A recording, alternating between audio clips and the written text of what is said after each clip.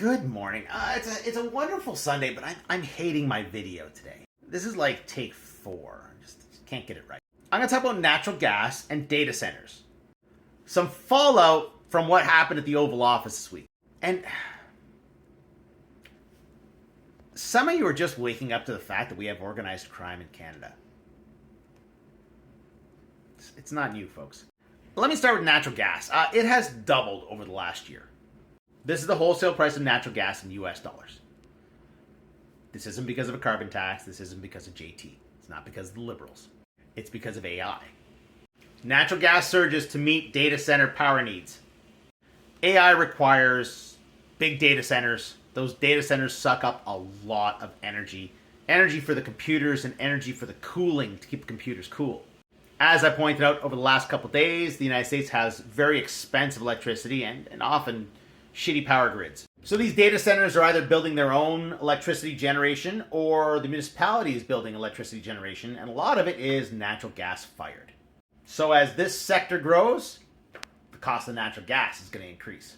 All right, we all saw that embarrassing display in the Oval Office, and some people are on the side of Trump for this one. Well, Gunnar Gran, owner of Haltback Bunkers, is not one of those people. And he has said that not a liter of fuel will be supplied to U.S. forces until Trump is finished. We run a private limited company and choose our customers. We have a moral compass. Now the United States is excluded based on their behavior towards the Ukrainians.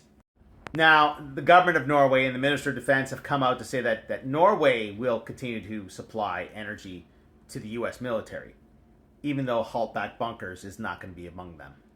All right, this is a bit of a pet peeve. I'm gonna try not to rant. But I've got this pet peeve where all these people, all of a sudden, mostly Manjacake, have decided that, oh my God, what?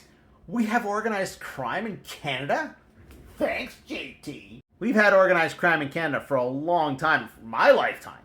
How is it that you people are just cluing into this now? Oh, it was never this bad before. The fuck did you grow up? The RCMP says there's 2,000 organized crime groups in Canada, and some people are inflating that to be like 4,000 or 5,000. Like you would know. You didn't even know they were here until you heard it from Donald Trump. If you want to know more, you can go to the Canadian Encyclopedia and look up organized crime in Canada. And shocker for you, it's not just the Italians. It's also the Irish, the Jewish, the Chinese, the Jamaicans, Vietnamese, the Somalis, and the bikers. Don't forget the bikers. You can also watch the show Bad Blood. Season 1 is all based on real events. Yeah, when Vito Rizzuto went to jail and there was a power struggle in Montreal. Yeah, all the things they talk about in that show happened. I remember I was there. I saw it on the news all the time. I was even there when they firebombed this cafe. This is on my way to work. Ubisoft Montreal is located at the crossroads of the Mafia and the Jewish Mafia. Yeah, to the north is Little Italy. To the west was, I don't know what they call it. Jewish town? I'm not sure. It's where they make the bagels. I don't ask questions. Not in situations like this. I've mentioned it before. I grew up in Welland, and Welland was like the epicenter for these people over here. But those folks weren't far away. In fact, they helped me out once. Yeah, I was young, and I messed up my dad's truck. And I wanted to fix it. Without having to go through insurance and stuff like that. So I went to a shop run by them, and they helped me out. Now, granted, at first they were really pushing insurance fraud. I said, no, we won't be doing that. I just want some parts, some legit parts.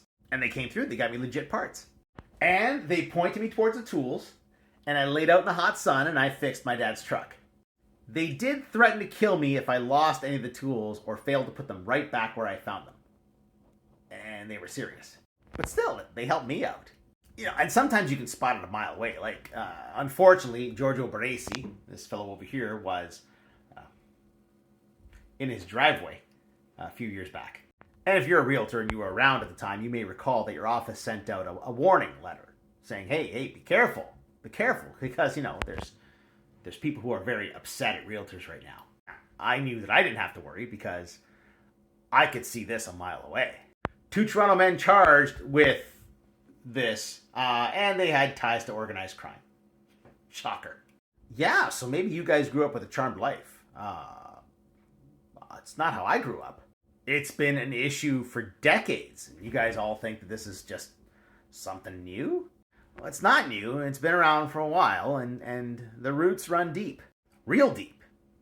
And I'd like to point out, and I'm sorry to have to say this, but these guys tend to vote conservative. They do more than vote conservative, if you know what I mean.